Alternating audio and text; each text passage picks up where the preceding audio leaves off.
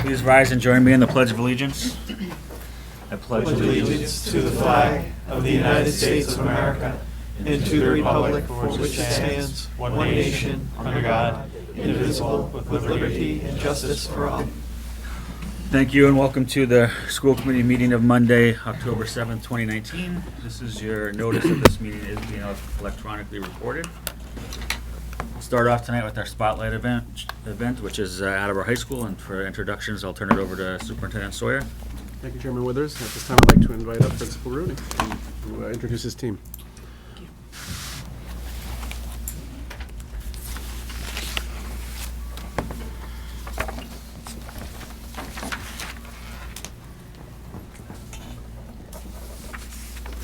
Good evening, everyone. Thank you so much for having us tonight. It's always a pleasure for us to participate in the school committee meetings and share with you some of the wonderful things that we have going on at the high school. I'm blessed to have two veteran, outstanding administrators who help me keep things going on a daily basis. Ms. Jean Hickox, who is our assistant principal for Unified Student Services, Mr. Kevin Gorman, who is our assistant principal for Curriculum and Supervision. We're off to a great start. I have to say that probably based on the number of conversations that I had with the superintendent over the course of the summer about construction and the start of the school year, I think I can speak for Mr. Sawyer, that we were both a little apprehensive about how things were going to roll out. But I'm so grateful to the patience of our parents and our staff members. The students have been very cooperative, and we have wonderful neighbors here on Rath and Willard Drive. So very fortunate that despite a lot of things having changed, we're off to a really smooth start. And thank you to so many of you that joined us last Thursday for a wonderful groundbreaking ceremony, and that actually has kind of paved the way, no pun intended, for us to have a very important visioning session on Wednesday of this week. The superintendent's going to join us as our building leadership team is going to have a Vision 2022 session for how we are going to start all the different aspects of what Attleboro High School looks like in a brand new building. So we're really excited about that. Just a couple of other things that I want to mention, and I'm stealing a little bit of Eleanor's thunder. She'll go over it and around APS as well. But you're all cordially invited to our Blue Pride Palooza, which is on October 26th. Tickets are going pretty fast, so if you haven't gotten your tickets yet, I would encourage you to do so. This is a very powerful group of volunteers that have raised almost $250,000 in the first four Paloozas. This year, we're going with a slightly different funding structure due to the generosity of the Ambassadors Club, and also with the forward thinking of the district in terms of providing us with so much technology over the course of the last couple of years. We've been able to now shift away from using Palooza funds to purchase technology. We now set up very similar to what the Rebecca Lynn Whitefield Foundation has been so successful with, which is a grant program. And so we have four outstanding groups at the high school that will be receiving grants this year. We have the robotics club that will be receiving grant. The hockey program, which, based on their user fees and their locker room rentals and things like that, they are always looking for additional funding. Best Buddies is looking to host their first ever Best Buddies prom at the high school. Many of our Best Buddies students attend the prom each year, but we would like to host our own Best Buddies prom. And we're hopeful that with the grant money that they will make from the Palooza, that they'll be able to do so. And last but not least, our Attleboro High School marching band has been invited to march on Memorial Day in Washington, D.C. in front of the White House. And so they are the fourth organization that's receiving funding. So we're hopeful that many of you will be able to join us for an outstanding night of Blue Pride. And then before I turn it over to Ms. Hickox, one of the things that we're always concerned about at the high school level is trying to help our students and support our families with students making positive decisions. And so on October 28th, I'm really excited that we're working with Friends of Attleboro Recreation to be able to bring in two very compelling guest speakers, a husband-wife team, Kathy Meyer and Chris Sullivan. They're going to speak to grades 9 and 10 during the school day, but that night, October 28th, in the Bray Auditorium, they're going to speak to any and all families and students who would like to attend. And we're hopeful that the audience that night will be as many juniors and seniors as possible. And as an incentive, Kathy and Chris have donated prom tickets for someone who will be in attendance that night. So we're getting close to homecoming and things like that. And so we want to just make sure that we are constantly reinforcing the importance of making positive decisions. So with that, I'm going to turn it over to Ms. Hickox. Okay. Thank you, Mr. Rooney. Thank you, committee. I thought I would just update you on some of the departments that I work with. So guidance are having their separate meetings with each level. So freshmen are meeting in small groups so that they can meet their guidance counselor and start their initial plan. Sophomores are gearing up for PSATs next week. They also have 2 leadership opportunities right now, the HOBie, the Hugh O'Brien Youth Opportunity Scholarship, and Mass Star. Some juniors will be taking PSATs, and they've pretty much commenced their college and career visits. And our seniors are fully in their college and career visits, and they are having individualized meetings with each guidance counselor right now to make sure that everything is in order for them. We had the College and Career Fair last week with over 100 participants, colleges, military branches, and community partners. Ms. Little tells me it was the largest yet. She was pretty pleased with it. College and career people coming to us. We had Clemson and Columbia and Brown recently. Boston University due tomorrow. Financial aid, we held in both English and Spanish financial aid last Thursday night, seemingly successful. FAFSA, the further help for financial aid, which we hold on a Sunday here, is November 3rd for students and their families. The ASVAB test, which is for anybody interested in a career in the military, we hold that 2 times a year, and we have that coming up on December 6th, the first one. And all students are now using Naviance at all grade level. We've gotten to that point. The freshmen actually came to us with their logins and their accounts because the guidance counselors were able to go to the middle schools last spring, so that was helpful. Special education, like guidance, we've had some personnel moves in special ed at the high school, and things are moving quickly, and we're trying to transition as smooth as possible in terms of teachers, their caseloads, and all that, and it's going well, due in large part to one Ms. Stephanie Forte, who's just taken over the reins as the department coordinator and is, in my opinion, doing swimmingly. She's the perfect combination of effort, ability, and energy, and with that, she's just doing everything she needs to do for the department. She wanted to report that she's excited about the changes in MRC transition services, that we have 2 new vendors that have been mapped out to us, Attleboro Enterprises and Southeast Center for Independent Living. So we're moving in there with that. I thought I should speak to you about 3 grants that we have going on, which is kind of a learn as I go, on the job thing, but it's a good problem to have. We have a JRI in conjunction with the Attleboro Community Academy. We have a grant that offers preventative care to students at risk for substance use. So we're just working on different forms so that we can have kids be eligible to meet with on-site adjustment counselor and an on-site a therapeutic mentor that come along with this grant. So we sort of share these people over the course of the day and the evening, the 2 schools. The DESE grant for improving student access to behavioral health services has been underway since the end of last year. We formed a wellness team at the high school. I think they have ones at the other schools as well. They met regularly over the course of the summer, and we've just lined up what our next move is going to be in terms of what we want to do with those monies, which is to get an on-site counselor to work on some curriculum for life skills to go through our advisories. And we have a significant group of students that are very interested in forming a club, for anti-vaping and that type of things. It's student-born. So we're going to kind of go that way.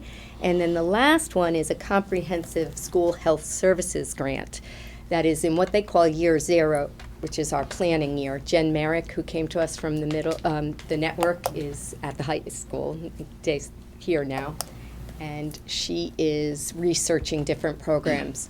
The gist of this grant is to form a transition plan for any student that has to be out of the building for any reason: medical hospitalization, mental health hospitalization, anxiety, school phobia, anything like that. We're now going to have a plan in place as of September 2020, where we have a program that has a counselor and someone helping with academics. Again, with the drive is to get that student fully back in a classroom in a comfort level where he or she can learn. So I'm very, very, very excited about that one. We need it. We're going to use it. We're going to use those funds wisely. And while I have everyone's attention, I would just like to do a shout out to a team that doesn't always get the best praise. The dean team and the student support team at the high school. We couldn't do our jobs without them. They kind of unsung heroes doing yeoman's work of just keeping this building safe and, just trying to do what they can each and every day to help kids, be in a comfort zone and be safe so that they can be in classes learning. So thank you for your time. Good evening. I thought I'd provide everybody with a brief academic update of what's going on at Attleboro High School.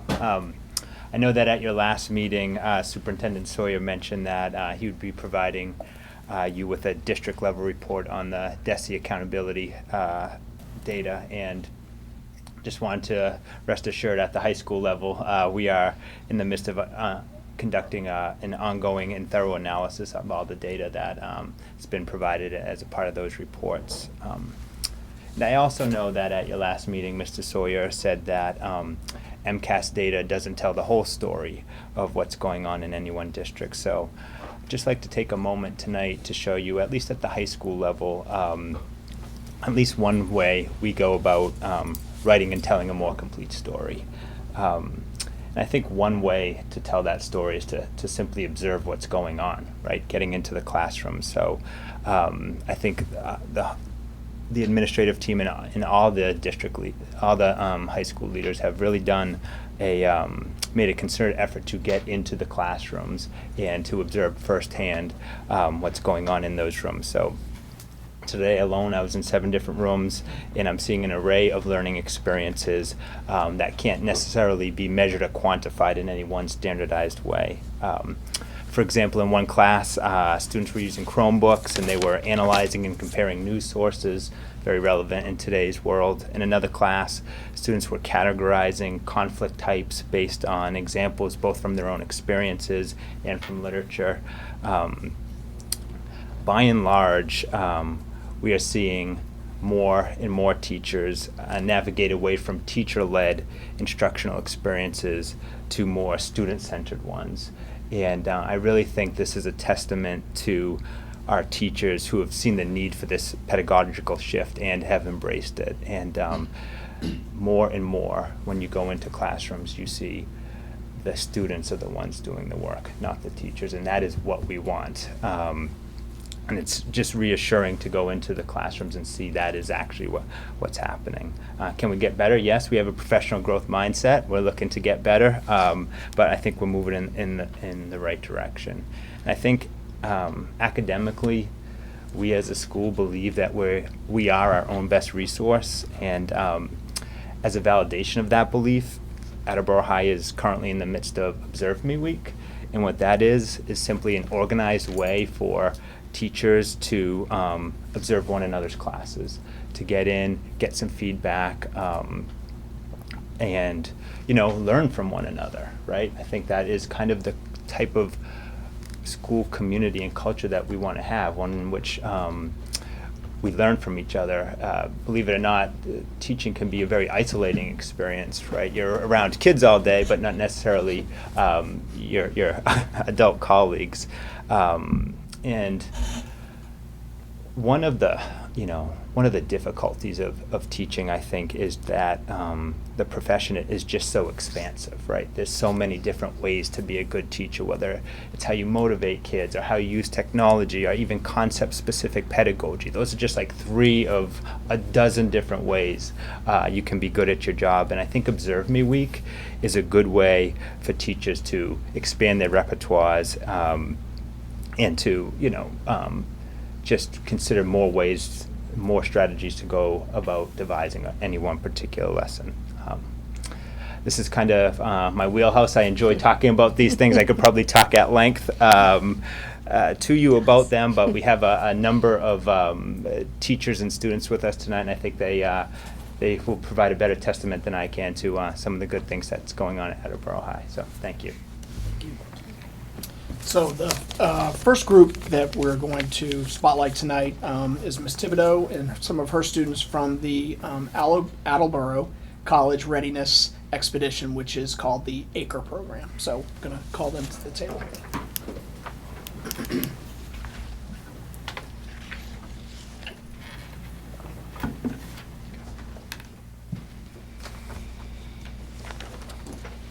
Thank you, Mr. Rooney. Good evening, everybody. Good evening. As Mr. Rooney told you, my name is Jennifer Thibodeau, and I am a teacher in the ACRE program, the Attleboro College Readiness Expedition. ACRE is a program that was conceived by Mr. Joe Amaral, over here, behind my shoulder, and was started with the support of Mr. Rooney, the vice principals, the department coordinators, and at least one teacher from each of the 4 core subject areas, and guidance as well. The program has been designed to give support to students who may be the first in their family to attend college by providing them with opportunities to practice college readiness skills, providing them support to develop skills for a transition into higher level classes, fostering the creation of positive teacher-student relationships as a means to promote academic and social success, and other things which the students will speak to in a few moments. Students in the program share advisories and 2 classes in each of their first 2 years of high school. As freshmen, they have physics and social studies together. In this cohort, the social studies class is a year-long class that has built-in skills curriculum. As sophomores, they have math and English together, and this grouping was developed as a means to support them for their MCAS testing. In these classes, ACRE students are held to the same standards that their peers are held to, and in some cases, we sometimes expect more from them. It is our ultimate goal to have each student in the program seek higher education opportunities post-high school graduation. And with that, I'm going to turn it over first to Candace. Hi, I'm Cadence. I'm a sophomore. I've been in the ACRE program since freshman year, and I'm really glad that I have been, because every time I think about college, I think about not knowing what to do because none of my family's ever been to college, so I can't talk to anyone about it. And I've always been confused about like the financial stuff. I used to think that I could just take a loan out and give it to the college, but I know that's not the case at all. And I've just always wanted to go to college, and I never had any support to, and this program has like helped me a lot with support. So now I have Ms. Thibodeau and a bunch of other teachers I can go to, and I have the class that I can go to, which I've gotten a lot closer with. So, yeah. Hi, I'm Katanya. I'm a sophomore. Since I've been in the program, we all got to participate in going to the college fair, which is usually meant for juniors and seniors, but since I'm in the program, I get to go freshman and sophomore year to get ahead of, and start looking at different colleges. We also got to visit the Bristol Community College located in Attleboro and visit the Bristol Community College in Fall River, which were 2 very nice colleges mentored by Mr. Geddes. Thank you for that. But yeah, that's basically what we've done so far in the program. Hi, my name is Faith. I'm also a sophomore in the program, and throughout this whole program, it's definitely helped me a lot with school and trying harder. But basically, what we have planned for the future is, yes, we have gone to college campuses, and we have more planned, including Rhode Island College and Bridgewater State. The whole point of the program is basically, give us an extra push so that if we really don't have family members who went or don't have the support system at home, we can come to school and have those people with us where we can just ask questions, and just rely on. The support for the teachers is amazing. Like, honestly, I think that these teachers are one of the best I've ever had in all of school. Just how they support us and have us give the extra push, knowing that we need to do. We plan to team up with underclassmen, not so much as sophomores but as juniors, so we can also help them see the light of the program and why they are supposed to be in this program. And it showed them that it's honestly a really good thing to be part of it, because it's helped me so much, and I can tell that it's definitely helped my classmates a lot more. So How are students, how do they register or are chosen for the program?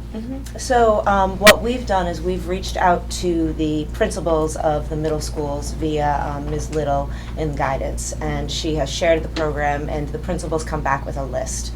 Ms. Little, then reaches out to the parents and asks the parents if they're interested, and the principals will get the information to them, and they sign their student into the program. Okay, thank you. You're welcome. Anything else? Just thank you to Mr. Amaral and teachers like you to have a vision and see the need out there and create something like this, and to Mr. Rooney and his staff for supporting that. And I know this is not the first time to have a little group like this to do something with. Just makes this big place just seem that much easier to navigate. So good luck to you girls. Mr. Quinn? I think we often overlook, and Mr. Geddes, I know it's your life, but there's a hidden curriculum to the college application process, and even just navigating that first year.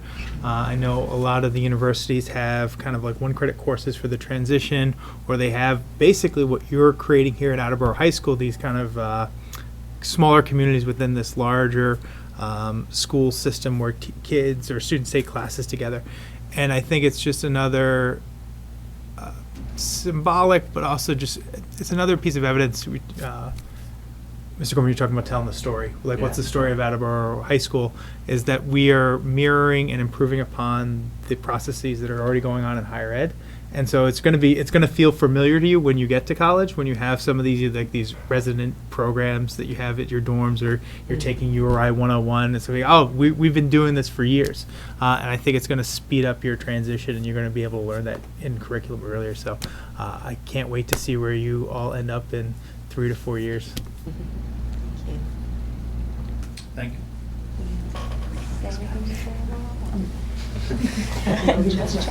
Thank you, everybody, for your time.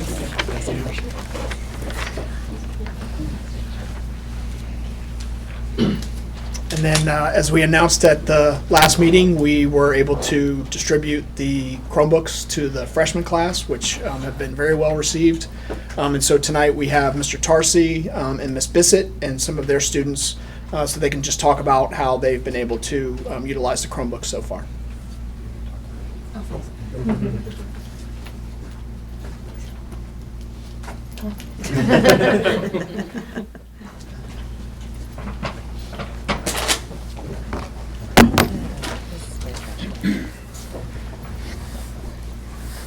Hi, I'm Holly Bissett. I'm one of the history teachers at the high school. And so in my classroom, the Chromebook rollout has gone really well. Every day the students come to class and take out their Chromebooks, and they do the opening question on a Google Classroom assignment so that they can be submitted at the end of the week. Aside from the opener, one of the ways that I've noticed the Chromebooks being really effective in class is for accessibility of sources, because when I would have to use visual sources. If I was projecting them on the front board, sometimes it was difficult for students to see them. And then if I had to use printouts, it would be difficult for students to like manipulate the individual printouts, especially if the copy machine and toner wasn't working that day. And then, so when the students are able to have the actual digital source in front of them, it's easier for them to like zoom in or zoom out and adjust the brightness as needed for their own eyes. And I think actually that the biggest impact that I've seen on the students is their like immediate sense of personal responsibility over the Chromebooks.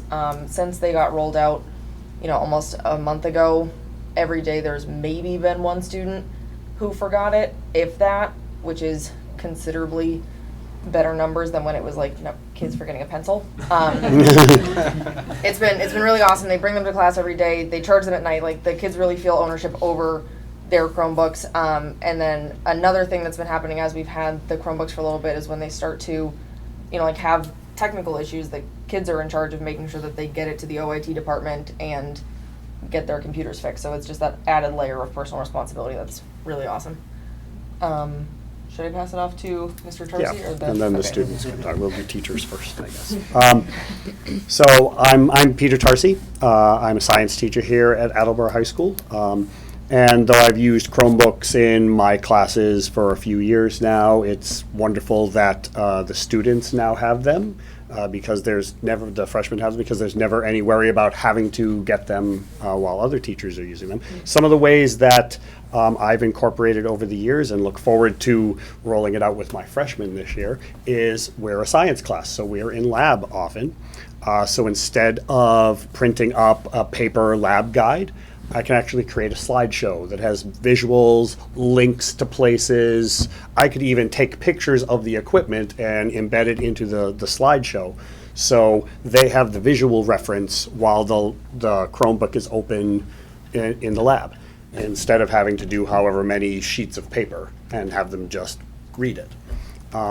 Also, while they're doing that, they could have another tab open in Google Docs or Google Sheets to start inputting their data, start writing their procedure as they're going. I have seen already some kids doing it while one kid in the group is typing away the procedure, so it's already written. The beauty of doing a lab report such as this in a Google Doc, the 3 or 4 students in the group can share it with me and work on it together. So if it's a project that extends beyond the school day, they don't have to meet up after school. They can be at their own houses working remotely on the same paper and different parts of the paper. And I can also, if they share it with me, I can peek in and I've done this in class sometimes, giving them live feedback saying, are you sure you want to say it this way? Maybe you should check your calculations. So it's kind of giving them pre-feedback before I grade it, which improves the paper, teaches them some technique, some grammar, some math, a little bit of everything, so it's not just science. One other thing, last week I attended a little training session on how to start using School City, which is an online test creation and administration software. And there's the secondary or tertiary benefit of they're going to be taking MCAS online now, so having them do some online testing will better prepare them for that. But that's a lower benefit for that. Some of the other benefits are I can create a test of 20 questions, put it online, they all sign in, and all 20 students can have the same 20 questions in a different order, which can cut down on potential cheating. Not saying our students do. It could even take multiple choices for one question and switch them. So you might have A as your answer, but you have D. And it will do much of the grading for me. So instead of having to do it all by hand, now I get all these analytics so I can say, hey, on this question, 60% of my kids got it wrong and they all chose that. So I can actually use that to address the misconception that they have. Or I could say, hey, 95% of the kids got this one right. I don't have to spend as much time on that anymore because they've mastered it. And it will do all of that for me. Whereas pen and paper, I'd have to grade them all. Then I'd have to, okay, how many people said B, check mark. Now I can actually use, instead of taking all this time to find the data, I can use all this time to, okay, what am I going to do with the data? What are we as a class going to do with the data? And I can project it on screen and share it with the kids. Say, 60% of you got this wrong. Let's talk. So it has been a wonderful rollout so far, and I feel blessed that I'm learning new ways to teach. I'm a 24-year veteran of this system, and I am excited to become a better teacher. So this is Aiden Hawkwater and Ethan Doyle. They're two students in my freshman world history class. So tell them about using Chromebooks. So using the Chromebooks in the class environment is actually pretty easy because, well, I think for me it's mostly the fact that it isn't like at the start of class you sign in on a Chromebook and then you log out at the end because somebody else will use that Chromebook. It's more of like you have a Chromebook that you carry around with you for multiple classes, and each class integrates the Chromebook differently. Whereas Miss Bissett uses the Chromebook for the opener and occasionally with projects or work, and when it comes to resources or sources. For algebra, we might use it in order to graph equations. I ran into a wall. A place where it has helped a lot is at home. Like when you're in class and you can't take home a textbook, it can be on Google Classroom right there in front of you. And we've used them in every single class. Like Mr. Tarsi said, we use School City and ELA mostly. And sometimes even in my advisory classes, which is like homeroom, they're teaching us how to use different features on the Chromebook. Mr. Quinn? Mr. Tarsi, you touched on a really important piece of why the Chromebooks are being made available, not just from the technology and bringing us in the 21st century, but the collaboration piece where students are working together, and the ability to kind of extend that out to form study groups. I don't know, from my experience, I remember getting stuck when preparing for a test or working on a project. Now that you have an opportunity provided, we got to, as a committee, be mindful of, who has internet at home and who doesn't. But when that other resources present, I just think it's fantastic that you all will have that opportunity and make sure you take advantage of it. So particularly when there's review guides, divide and conquer and collaborate. Also want to mention Google Science Journal, if you haven't seen that already. I know you've been at it for all of like 3 weeks, but that will be something that is a really powerful tool, and it will take your lab reports to the next level. So excellent. I look forward to the more reports. Mr. Geddes? So you had mentioned that students aren't forgetting these as frequently as, say, a pencil or textbook. Can you guys speak to why that may be? Like, is it just more fun to have with you? Like, it's less obvious to forget. It is a little bigger than a pencil, I suppose. And you don't want to misplace it because of how much money it costs. So you always know where it is. And it's more important than a textbook when you think about it. What do you mean? It can have multiple textbooks in it, but it can also have Google Classroom, which you can be in multiple classrooms at a time, which can have work you need to do for, let's say, homework. It could have resources that you would need for like a project. Stop shopping. Perfect. In fact, the student who is supposed to accompany me, he's not here. They have a physics test tomorrow, so I hope he's home studying.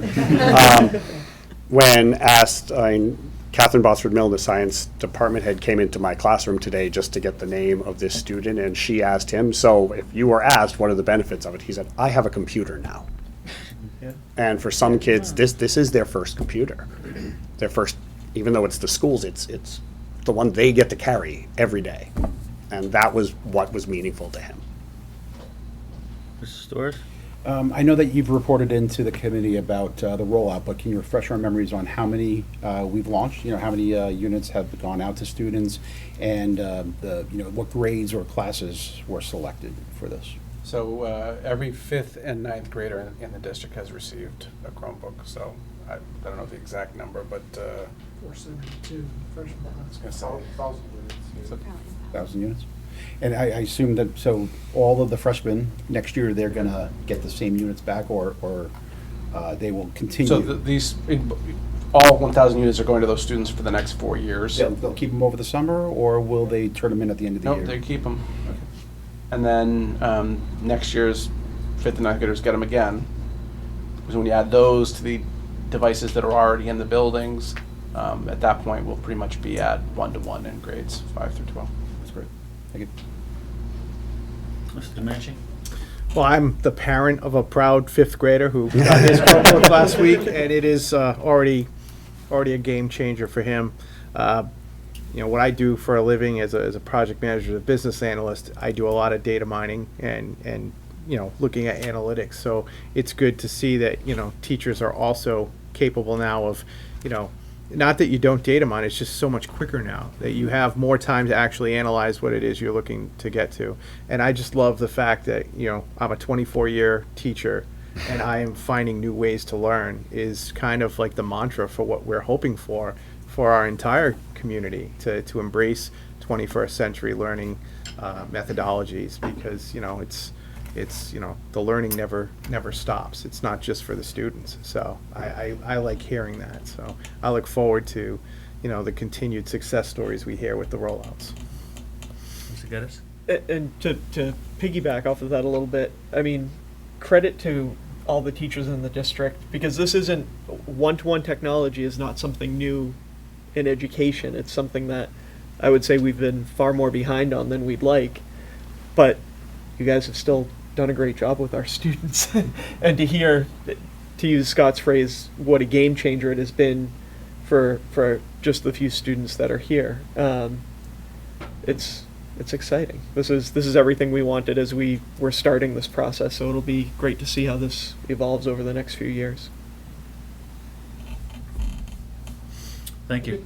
I just wanted to mention, just kind of to close this portion of the spotlight, that Mr. Tarsi mentioned learning some things from some other teachers. I'm very grateful to Ms. Kelly Reed and Ms. Catherine Botsford Milne.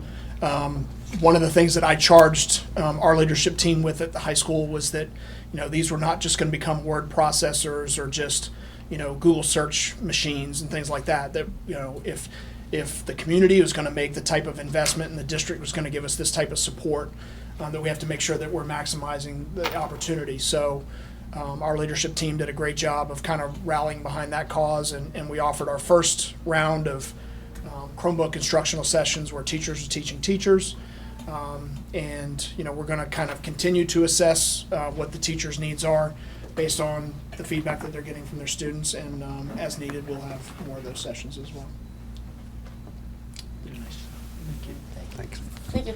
Thank you. Thank you. Thank you. Congratulations.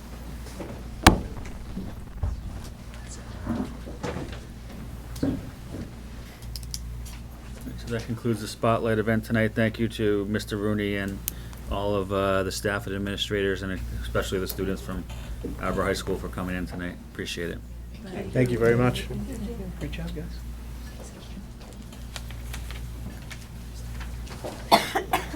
All right, next on our agenda tonight, we have our Student Advisory Council around Attleboro update. So Eleanor, I'll turn it over to you. Thank you. I'm going to cough a few times during this, so I apologize in advance. Around Attleboro, we had our first SERSA meeting, or SERSAC meeting, sorry, on Tuesday. William and I both went. We are on the committee, I'll say, for promoting teacher, staff, and administrative appreciation throughout our school systems.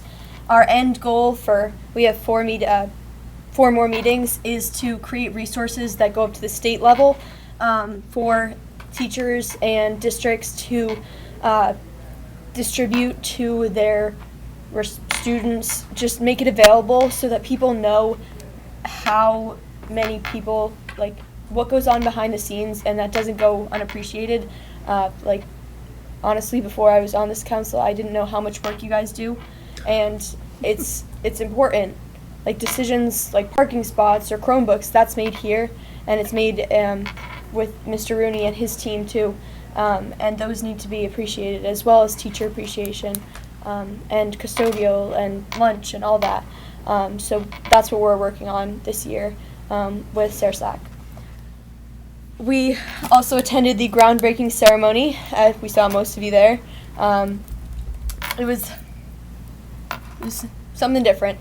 Not what I was expecting. I didn't expect the pile of sand, but it was definitely one for the books. I'm excited to see what the new high school will look like. I won't get to see it, but my younger brother will. So looking forward to that. And last Thursday, so 4 days ago, yeah, we went to, William and I, again, went to a student council meeting, and we informed them of what happened at the SARSAC meeting. We're going to get them involved, see if we can bring it to our school at more of at a local level, and see how much we can expand upon Teacher Appreciation Week and appreciation for everyone else. And we also brought up the parking spot, painting the parking spots, which I think we mentioned in the first meeting where we were both here. But it's a way to involve more of our students in our rally, our spirit rally, which is near the end of November this year. And I think that's it for this slide. At the elementary school level, we have Hyman Fine with their altitude trampoline event on October 11th at 1 p.m. I think that's this Saturday? Friday? It's Friday? That's a Friday. That's Friday. The half-day Friday. Oh, right. Okay. Oh, all I right. know. So, yeah. Hill Roberts, they have their Race for Education on the 18th and their Fall Festival on the 19th. And then Studley also has an event on the 19th. They have their Pumpkin Glow, and it's open to, I believe, to the community and the students. They decorate pumpkins, and there's candy and like a festival kind of thing in their gym. So. Also at the elementary school level, we have Willett with their, is it their first PTO meeting? I think it's the second. Well, they have a PTO meeting on October 10th at 6 p.m. And Thatcher, they have a harvest night. Their PTO is hosting that on the 19th in the school pavilion. Then we have the middle schools. They haven't begun their after-school activities yet. That begins on October 15th, so next Monday or Wednesday. And that's things like after-school help and games in the gym and clubs and things like that. Wamsutta, they have a community potluck dinner on October 10th. And then, was there anything for Brennan? No? Okay. Attleboro High School, we have an early release on Friday, but as does the rest of the district. It just happened to be on this slide. We don't have school on Monday either, so long weekend for everyone. PSAT testing for sophomores and some juniors. I personally am not taking them because I had SATs last weekend. But that's on the October 16th. And the first generation college night, where Mr. Geddes will be speaking and hosting, is that correct? Is on October 16th at 6:30 p.m. That should be interesting. Is that what the girls were talking about? That with the ACRE program, are they attending? Do you know? I think they will be attending as part of the ACRE program. That is part of a college planning series that Bristol does with Attleboro, North Attleboro, Norton, and Bishop Fee high schools. So it's any first-generation college students that want, and their families that want the whole process kind of clarified, can stop by. All right. And community engagement, as Mr. Rooney mentioned, we have the Blue Pride Palooza on October 26th. The tickets are going fast, again, as he said. And it's on there. On the 28th, which is the Tuesday following the Palooza, we have a guest speaker coming to Attleboro High School to talk to, during the day. It'll be to talk to the freshman and sophomore classes regarding positive decision making. The speakers I'm going to get their names wrong. Casey and Chris? Kathy and Chris, sorry. They have experienced some trauma and they know the repercussions of making negative decisions, and they speak from personal experience regarding making that kind of decision, and it'll have a huge effect, I think, and I believe the administration believes so as well, on our classes, on the students here and the community in Attleboro. And feel free to attend. It's at 6:30 in Bray Auditorium. And I believe that is all. Great. Thank you very much. Thanks. All right. Next, we have our business agenda, and I'll turn it over to the superintendent for his report. Thank you, Chairman Withers. As I mentioned in my Friday update, on Thursday there was a momentous occasion at the State House. The Senate passed the Student Opportunity Act. It's now moved over to the House for consideration. This is a significant moment for the district. The true impact of this bill is unknown to us. DESE did try to provide some clarity last week, but their efforts were rebuffed, and we still don't know exactly what we're looking at. And there are concerns about the overall success of the bill. The Globe had an article today discussing how an amendment that the Senate included in their passage of the bill has eroded some of the support for the bill for some of the initial coalition that had been in favor of it.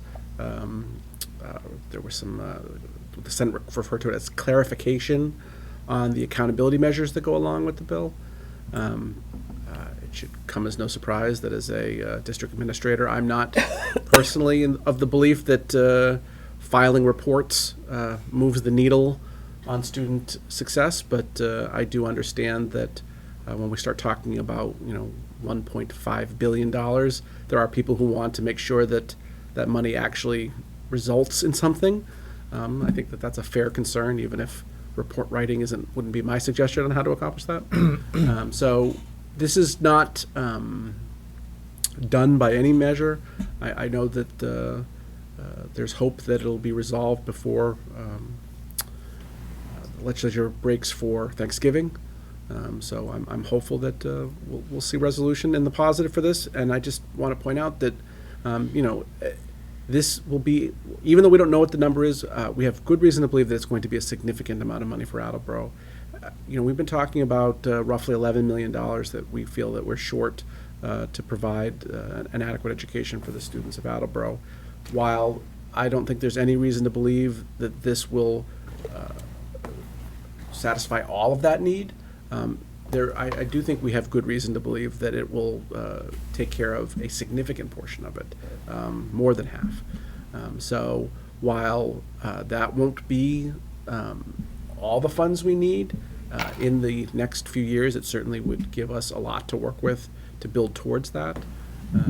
And so I just can't say enough that we all need to make sure that our representatives understand how much we need this, which I know that our team does. We're very lucky, but in other communities too, right? So it's going to need to pass the House to make it to the governor's desk, and hopefully in the next few weeks there'll be a lot of pressure on the State House to get this done.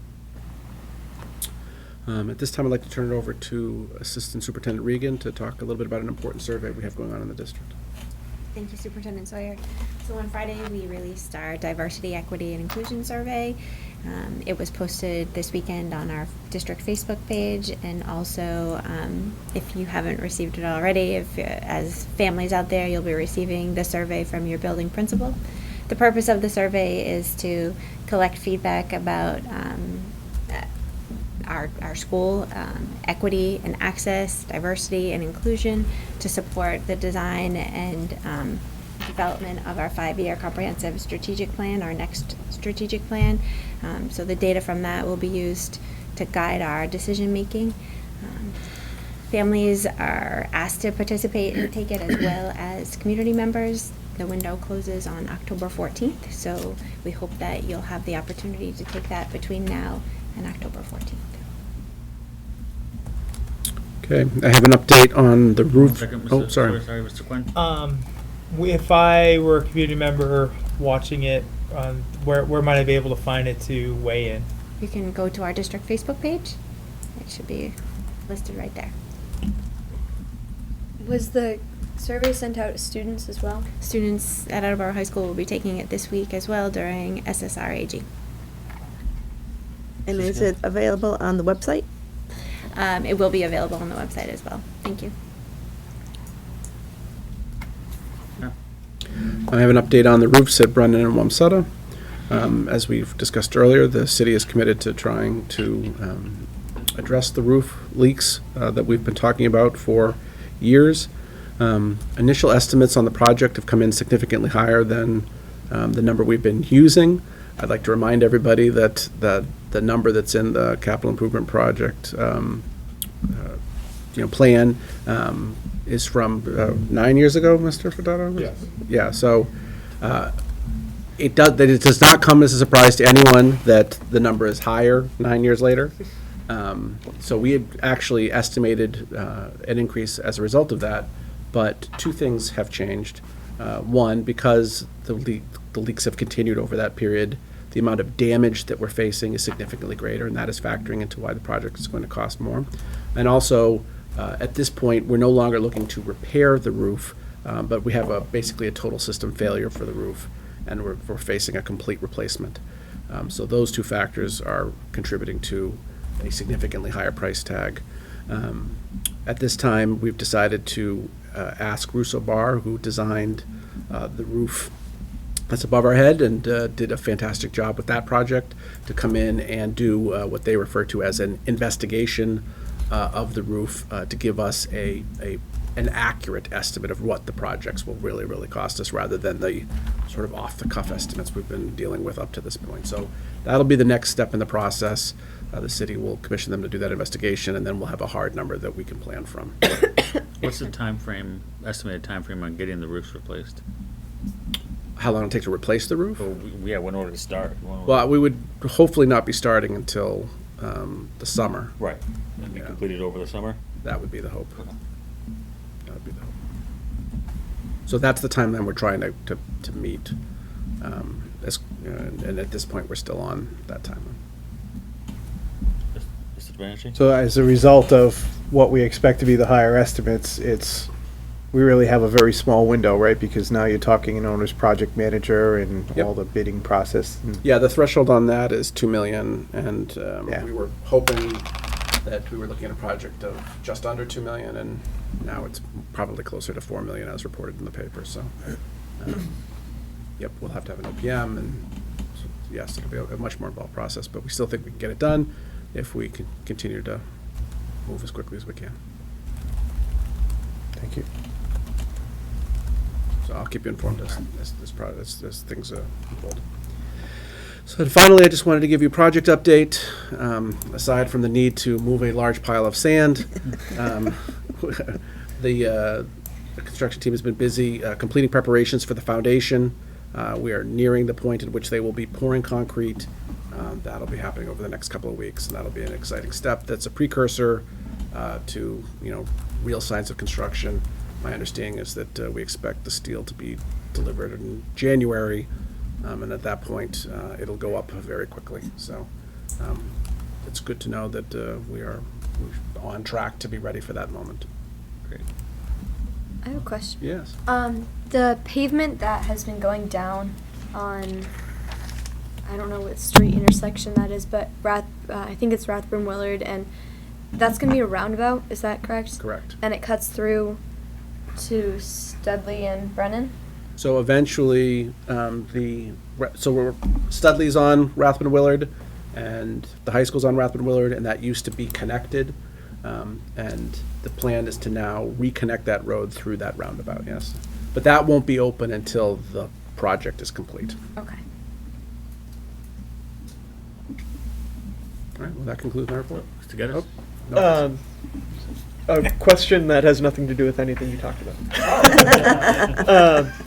I had reached out to you on Friday regarding the district's consideration of redistricting schools and grade levels, primarily because some PTO meetings last week announced that the administration would be coming to the November PTO meeting. So for PTOs that haven't met yet, sorry, spoiler alert. Can you just update us on what's, because after I had emailed you, a few other parents had also reached out from other from other elementary schools. So just as a reminder of what you're proposing and where everything stands right now. Sure. So in terms of timeline, Ms. Regan will be presenting the details as we understand them and where we are in the process to the Teaching and Learning Subcommittee tomorrow. And then she will be giving a full presentation to the full committee on the 21st. And then after that, we will be touring the elementary schools to talk to parents. This is all part of us trying to get to a place where we have a sense of whether or not it is our recommendation to the committee to consider a proposed plan for reconfiguring the district. So, we have certainly been exploring a plan, but we don't think it's something that we can do as a district unless there's significant buy-in from all the major stakeholders. And we still have work to do to get the teachers to sign off on it, but we had a preliminary conversation with them in the spring to see whether they was even interest in the concept, because if the teachers had said that they weren't interested and they thought it was a bad idea, then there was no reason to bother anyone or waste anyone's time on this. Similarly, if the community has no interest in this, it's pretty much dead at that point from our perspective, because if we don't have widespread support, it's not going to be successful. So the idea here is to build support by talking through the issue with various stakeholders. And of course, the school committee is one of those stakeholders. So that conversation kind of begins in earnest. I know that it's not a new concept for you, but getting into some of the details tomorrow. I'd just like to say that there's a couple different issues that are all sort of tangled together here. As a district, regardless of what we do, we need to redistrict the schools. So that's a process that should happen with some regularity. It has not happened in as long back as anyone can remember. So at least 15 years, probably 20 is closer to when the last time the district was redistricted. So as a result of that, people, our students aren't where they used to live, right? There have been new developments, so young families moving into places that used to be trees, and then there are other developments where there used to be lots of young kids, but those kids have long since graduated, and you have whole neighborhoods full of empty nesters, right? So where the students are moves over time, which is why every so often you should take a look at that and make sure that you have a balance. One of the reasons why we have to bus students across the city is it's twofold. One, we don't have enough teachers to ensure that there are enough teachers in every building so that we could have a little bit more flexibility within each building. But part of it is also that the where the lines are don't really reflect where the kids are these days. So there are imbalances that have to be taken care of. So we have to redistrict. That's happening. It's going to happen one way or the other. There's no reason to do that if we're going to reconfigure the grade levels. So if we reconfigure the grade levels, we'll redistrict with that plan. If we choose not to reconfigure, then we'll go ahead and redistrict the district as it's currently configured. So that's one part of it. The second part is the reconfiguration, whether or not we should create, basically cut the elementary level into two levels, and that'll, we'll talk more about that later. But that's one of the issues. And then the last one is start times. Right. The conversation about, should we stop torturing high school age kids by having them show up to school at 7 o'clock? And I mean that literally. Like, it's all the research says that we are doing harm to children by doing this. Likewise, young kids are, up and ready and would be great students at that hour. Instead, we make them wait and then keep them at school late into the afternoon when they're tuckered out and, not as primed for learning. So there's a real conversation to be had about whether or not we should be flipping those 2 times. And again, it doesn't make sense to have that discussion in a vacuum. It makes more sense to have that based on what we're doing with these other things. And again, regardless of what we do with reconfiguration, we're going to have a conversation about start times, but we feel like that should come after we make the decision about reconfiguration. And to be clear, you mentioned that this will, whatever the final plan is, it won't move forward without AEA approval. Because the comments that I had gotten were, oh, the teachers union already approved it and it's going forward. The presentation is just telling us what's happening, which is Not the case at all. And the only approval the AEA gave was just to explore the possibility, not to actually take any action or make any plans. This whole, again, I'm probably stepping all over Ms. Regan's toes here, but I look forward to tomorrow night. But for parents at home that are curious about all this, this all really started with a question about whether or not 5th grade belongs in our middle schools as it's currently configured, or actually belongs in our elementary schools. Not to get us too off track here, but the two people at this table over here both think that perhaps 5th grade would be better served in elementary schools. But after doing a thorough investigation, we find that our buildings do not support our ability to put 5th grade in our elementary schools. So even if we could convince everyone that that's what we should do, with the buildings that we currently have in the district, we can't do that. So in the process of talking that out, we explored what all our options were, and in doing that, that led to the proposal that you'll be hearing more about tomorrow. Thank you. Mr. Storr? Just because I don't want anybody to misconstrue or misunderstand, in this conversation about redistricting, obviously since the new high school has been built based on our 9, 10, 11, and 12th grade student population, this would not affect that. It would not. I just wanted to get that out there. Thank you. Thanks. What's that? All right. Personnel, Mr. Sawyer? Yeah, so as is our annual task, we need to approve the school's physician. All right, so I entertain a motion in accordance with Mass General Laws, Chapter 71, Section 53, to approve Raymond N. Twistle, M.D., as school physician for Attleboro Public Schools. So moved. Second. Any discussion? All those in favor? Aye. That concludes our business agenda for tonight. We have minutes from our September 23rd, 2019 meeting. The minutes were circulated with your packets. Do we have a motion to approve? So moved. Second. Any discussion or corrections? All those in favor? Aye. Consent agenda, motion to accept the donation in the amount of $1,000 from the Feinstein Foundation to Wamsutta Gifts and Donation Line for educational purposes. So moved. Second. All in favor? Aye. Motion to accept the contractual obligation commission check in the amount of $2,628.40 from Life Touch to the Peter Thatcher Elementary School for fall individual 2018-2019 pictures. So moved. Second. All in favor? Aye. Motion to accept the following donations in memory of Nolito Carlino to be deposited in the gifts and donation line at Attleboro High School for Best Buddies program. Check 1837 in the amount of $100 from Megan A. Callahan. Check number 1857 in the amount of $100 from Patricia E. Carlino. So moved. Second. All in favor? Aye.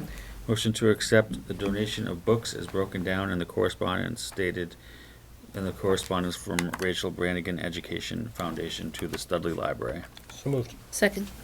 All in favor? Aye. That concludes our consent agenda tonight. Next, we have subcommittee reports, and turn it over to Mrs. Scales. Thank you. I'm apologizing in advance if I get tongue-tied. A lot of letters going on. And a thank you to Ms. Regan and to Ms. Singer for the hard work on the short turnaround time that we had. First, the bullying prevention and intervention plan. It was reviewed, modified, and the links were updated. The plan is currently online, and when finalized, will be updated with the proposed document. Motion to approve the updates, edits to the bullying prevention and intervention plan. So moved. Second. Questions? All in favor? Aye. Motion passes. Policy Exhibit EEA, ECA-E, Procedures, School Bus Video Cameras. Mass does not have this exhibit. and the information contained in the document is obsolete. So a motion to remove policy exhibit EEA ECA-E. So moved. Second. All in favor? Aye. Motion passes. Policy EEAEE, bus drivers involved in bus accident. Mass also does not have this policy and is also obsolete. Administration explained that the procedures and protocols are in place. Motion to remove policy EEAEE. So moved. Second. All in favor? Aye. Motion passes. Policy Exhibit EEAEE1, Attleboro Bus Accident Protocol. Mass does not have this exhibit, and we just removed the policy. So a motion to remove the policy EEAEE1 from the binder. So moved. Second. All in favor? Aye. Motion passes. Policy EGAD Copyright Law. Mass does not have this policy, and neither do we. So motion to remove the policy EGAD. So moved. Second. All in favor? Aye. Motion passes. Policy EBAB, Pest Management Policy. The administration recommends adopting this policy. The facilities director oversees this process and protocol, and the administration will create and issue the memorandum to staff once adopted. Motion to adopt mask policy EBAB. So moved. Second. Questions? All in favor? Aye. Motion passes. Policy EEAG, student transportation in private vehicles. The administration recommends the adoption of this policy with minor edits to reflect the current practice here in Attleboro. Motion to adopt policy EEAG. So moved. Second. Questions? All in favor? Aye. Motion passes. Policy BA, School Committee Operational Goals. Administration recommends aligning Attleboro's policy with mask. Motion to approve policy BA. So moved. Second. All in favor? Aye. Motion passes. Policy BAA, Evaluation of School Committee Operational Procedures. Administration reviewed the current policy and it aligns with mask as presented. Motion to approve policy BAA. So moved. Second. All in favor? Aye. Motion passes. Motion, policy BB, School Committee Legal Status. The administration reviewed the current policy and recommends aligning with mask with edits to reflect our current practice. Motion to approve policy BB, School Committee Legal Status. So moved. Second. All in favor? Aye. Motion passes. Policy BBA, School Committee Powers and Duties. This policy was reviewed and aligns with mask and with edits to reflect our current personnel. Motion to approve policy BBA. So moved. Second. All in favor? Aye. Passes. Policy BBAA, School Committee Member Authority. This policy was reviewed by administration and aligns with mask. Motion to approve policy BBAA. So moved. Second. All in favor? Aye. Policy BBBA/BBBB, School Committee Member Qualifications Oath of Office. This policy was reviewed and it was recommended to align with mask. Motion to approve policy BBBA/BBBB. So moved. Second. All in favor? Aye. Motion passes. Policy BBBC, School Committee Member Resignation. It currently aligns with mask, so motion to approve policy BBBC. So moved. Second. All in favor? Aye. Motion passes. BBBE, unexpired term fulfillment. The administration recommends aligning this policy with mask with edits to reflect the Attleboro Charter. Motion to approve BBBE. So moved. Second. I just have one comment. Can we change committee man to committee person? Yep. Everybody agree? Do I have to? Agreed. Yeah, motion to amend. Motion to amend? Yeah. Thank you. A second? Second. All right. All in favor? Aye. Motion passes. Policy BCA, School Committee Member Ethics. This policy aligns with mask. Motion to approve BCA. So moved. Second. All in favor? Aye. Motion passes. Policy BDA, School Committee Organizational Meeting. They reviewed the policy and it recommends that we align with mask with edits to reflect current practice. Motion to approve policy BDA. So moved. Second. All in favor? Aye. Passes. Policy BDB, school committee officers. This policy was reviewed. Administration recommends aligning with Mass with minor edits to reflect Attleboro's committee. Motion to approve policy BDB. So moved. Second. All in favor? Aye. Motion passes. BDC, appointed committee officials. This policy was reviewed. No recommended edits were made. Policy, motion to approve BDC. So moved. Second. All in favor? Aye. Motion passes. Policy BDD, school committee superintendent relationship, recommends aligning with MASC. Motion to approve policy BDD. So moved. Second. All in favor? Aye. Aye. Passes. Okay. Policy exhibit GCGE1, substitute pay rates. Administration explained that the federal minimum wage has been changed and will continue to change until 2023. The current exhibit needs to be adjusted to reflect these changes. So a motion to approve the update edits to policy exhibit GCGE1, substitute pay rates effective January 1st, 2020. So moved. Second. Questions? All in favor? Aye. Motion passes. All right. And our next meeting, we will continue with section B. We should be able to finish it. Great. Thank you, Mrs. Scales. Mr. Larson, Finance and Budget. Finance and Budget met on Wednesday, October 2nd. Mr. Furtado took us through the monthly budget reports. Of note, at this point, we're going to continue to watch the health insurance lines. We have a few more people on our health insurance than we were planning. I don't think it's going to be a major issue, but it is something we're going to continue to watch on a monthly basis. Mr. Furtado gave us an MSBA update. As of right now, the project seems to be in good financial shape, so that was encouraging to hear. Coming up at the end of July of next year, the lease on our minivan fleet will expire. So sometime between now and next July, we as a committee, with the assistance of the administration, need to decide if we're going to have another lease of minivans or if we're going to review our practices and see what's in the best interest of the district. So there'll be more to come on that. And I believe that was it. Thank you. Thank you, Mr. Larson. That concludes our subcommittee reports tonight. Finally, we have open forum. Is there anyone who would like to address the committee tonight at open forum? Chairman, if I could just make a quick comment.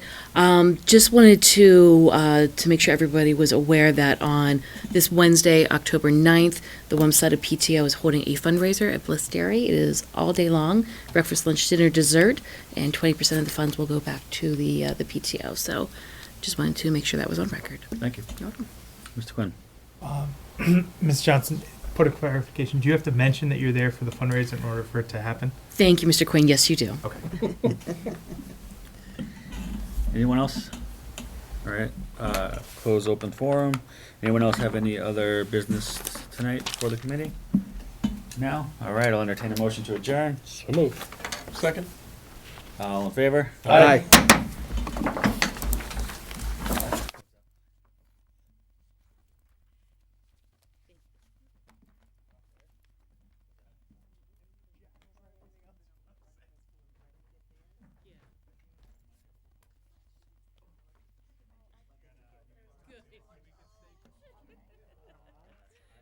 Good. I won my Yes, game, but I Caitlin has been angling all week. Oh, we're gonna go.